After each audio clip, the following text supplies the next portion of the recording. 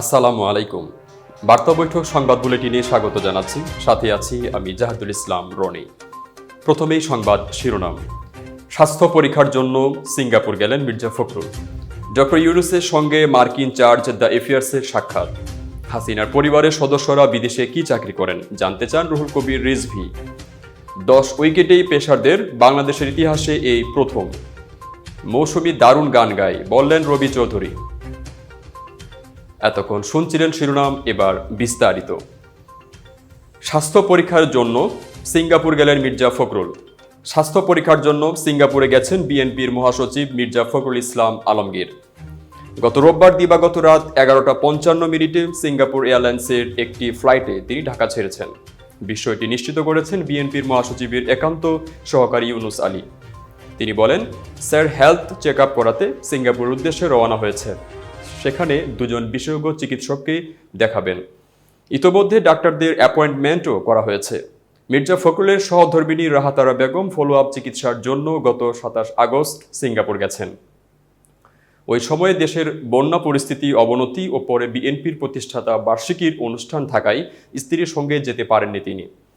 2015 সালে কারাবন্দী অবস্থায় ঘাড়ের ইন্টারন্যাশনাল ক্যারোটিড আর্টারিতে ব্লক ধরা পড়লে মুক্তির পর সিঙ্গাপুরে গিয়ে চিকিৎসা করান মির্জা ফখরুল ইসলাম আলমগীর। এরপর থেকে প্রতি বছরই ফলো আপ চিকিৎসার জন্য তাকে সিঙ্গাপুর যেতে হয়। সর্বশেষ গত 4 মার্চ স্বাস্থ্য পরীক্ষার জন্য সিঙ্গাপুর গিয়েছিলেন তিনি। ডক্টর ইউনূসের সঙ্গে মার্কিন চার্জ দ্য এফেয়ার্সের সাক্ষাৎ। মার্কিন দূতাবাসের চার্জ দ্য এফেয়ার্স হেলেন লাভেব গতকাল সোমবার প্রধান উপদেষ্টা অধ্যাপক ডক্টর মোহাম্মদ ইউনূসের সঙ্গে সাক্ষাৎ করেছেন। অন্তর্বর্তী সরকারের প্রধান উপদেষ্টা ডক্টর মোহাম্মদ ইউনূসের সঙ্গে তার বাসভবনে সাক্ষাৎ করেছেন ঢাকায় মার্কিন দূতাবাসের চার্জ দ্য এফেয়ার্স হেলেন লাভেব। আজ সোমবার ওই বৈঠকে তারা পারস্পরিক স্বার্থ সংশ্লিষ্ট নানা বিষয় নিয়ে আলোচনা করেছেন। রাষ্ট্রীয় অতিথি ভবন যমুনায় অনুষ্ঠিত এই বৈঠকে প্রধান উপদেষ্টার কার্যালয়ে এসডিজি বিষয়ক মুখ্য সমন্বয়ক লামিয়া মোর্শেদ উপস্থিত ছিলেন।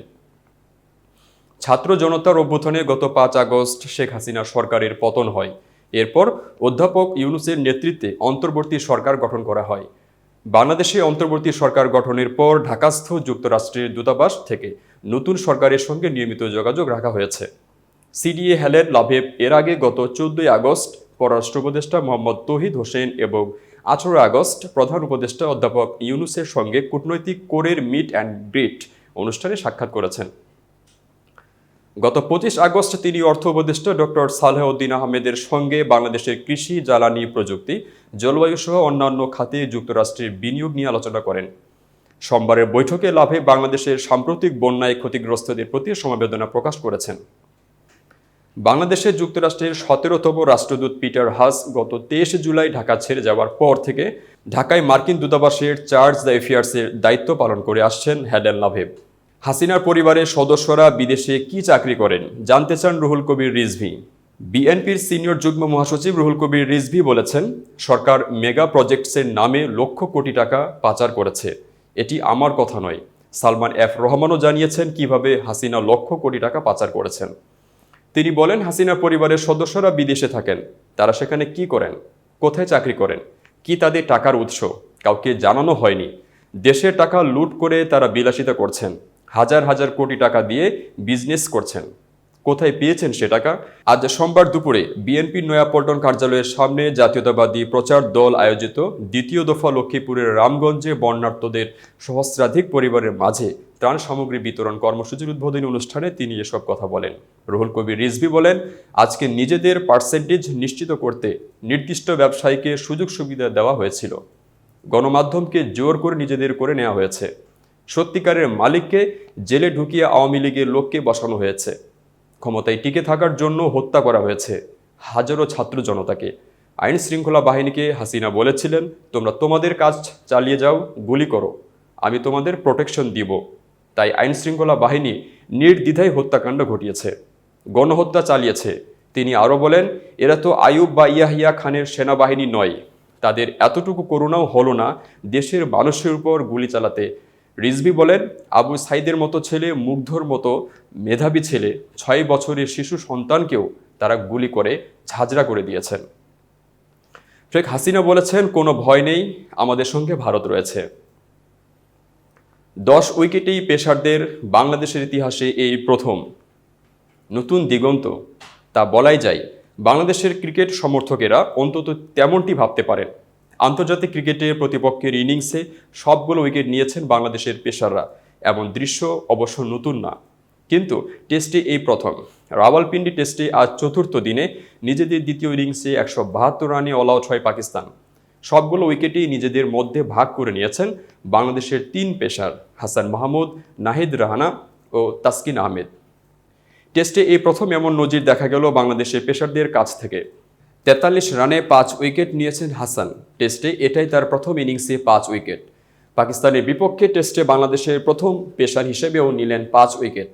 হাসানের এমন পারফরম্যান্সই নজিরটি প্রথমবারের মতো দেখার অন্যতম কারণ। 44 রানে 4 উইকেট নেন আরেক পেসার নাহিদ রানা এবং তাসকিন নেন 40 রানে 1 উইকেট। টেস্টে এক ইনিংসে প্রতিপক্ষের 10টি উইকেটই নেওয়ার ঘটনা বাংলাদেশের পেসারদের জন্য এটাই প্রথম হলেও আন্তর্জাতিক ক্রিকেটে এর আগে আরও দুবার এই কীর্তি গড়েছেন তারা, এবং এর একটিতে জড়িয়ে আছে হাসানের নামও। দুটি নজিরই গত বছর। প্রথমটি গত 23 মার্চ সিলেটে আয়ারল্যান্ডের বিপক্ষে তৃতীয় ওয়ানডেতে। বাংলাদেশের 10 উইকেটে জয়ের সে ম্যাচে 101 রানে অল আউট হয়েছিল আয়ারল্যান্ড। 29 রানে 2টি উইকেট নিয়েছিলেন ইবাদত হোসেন। 26 রানে 3 উইকেট নেন তাসকিন এবং হাসান নেন 32 রানে 5 উইকেট। 3 সংস্করণ মিলিয়ে হাসানের ক্যারিয়ারে এটাই সেরা বোলিং, এবং আন্তর্জাতিক ক্রিকেটে প্রতিপক্ষের ইনিংসে 10 উইকেট নেওয়ার সেটাই প্রথম নজির গড়েছিলেন বাংলাদেশের পেসাররা। মৌসুমী দারুণ গান গায়, বললেন রবি চৌধুরী। সামাজিক যোগাযোগ মাধ্যমে তারকারা ব্যক্তিগত মতামত প্রকাশ করেন। উঠে আসে তারকাদের মনের কথা। এসব পোস্টে কেউ মনের অব্যক্ত ভাব প্রকাশ করেছেন, কেউ ভক্তদের সঙ্গে ভাগাভাগি করছেন বন্ধুত্ব ও পারিবারিক স্মৃতি। এক নজরে দেখে নিতে পারেন চিত্রনায়িকা মৌসুমী ও সঙ্গীতশিল্পী রবি চৌধুরী যুক্তরাষ্ট্রে ঘোরাঘুরির কিছু স্থিরচিত্র। চিত্রনায়িকা মৌসুমী ও সঙ্গীতশিল্পী রবি চৌধুরীর বন্ধুত্ব কয়েক দশকের। পেশাগত কাজে 2 বন্ধু দেশের বিভিন্ন স্থানে শো করার পাশাপাশি দেশের বাইরেও শো করছেন তারা। সম্প্রতি এই 2 বন্ধুকে দেখা গেল যুক্তরাষ্ট্রের নিউ জার্সিতে। যুক্তরাষ্ট্রের কয়েকটি অঙ্গরাজ্যে স্টেজ শো করতে 5 দিন আগে বাংলাদেশ ছাড়েন রবি চৌধুরী। নিউ ইয়র্কে নেমে পরদিন তিনি চলে যান নিউ জার্সিতে। সেখানকার একটি মঞ্চে গত শনিবার তার একটি স্টেজ শোতে পারফর্ম করেছেন। এই শোয়ের মাধ্যমে দীর্ঘ 13 বছর পর দেশের বাইরে কোনো মঞ্চে দেখা গেল তাদের দুজনকে। দেশের বাইরে চিত্রনায়িকা মৌসুমী ও সঙ্গীতশিল্পী রবি চৌধুরী সর্বশেষ পারফর্ম করেন 2011 সালে। সেটা ছিল কাতারে। এরপর অবশ্য বাংলাদেশের কয়েকটি মঞ্চে তাদের একসঙ্গে দেখা গেছে। নিউ জার্সির মঞ্চে চিত্রনায়িকা মৌসুমী ও সঙ্গীতশিল্পী রবি চৌধুরী একসঙ্গে কয়েকটি গান পরিবেশন করেন। 2 বন্ধুর গান উপস্থিত শ্রোতারা বেশ উপভোগ করেন। যুক্তরাষ্ট্রের 4টি অঙ্গরাজ্যে গান শোনাতে ঢাকা ছাড়েন রবি চৌধুরী। তিনি জানান, নিউ জার্সি, আলবেনি, ফ্লোরিডা ও মিশিগানে স্টেজ শো চূড়ান্ত হয়েছে। সংখ্যা আরও বাড়তে পারে।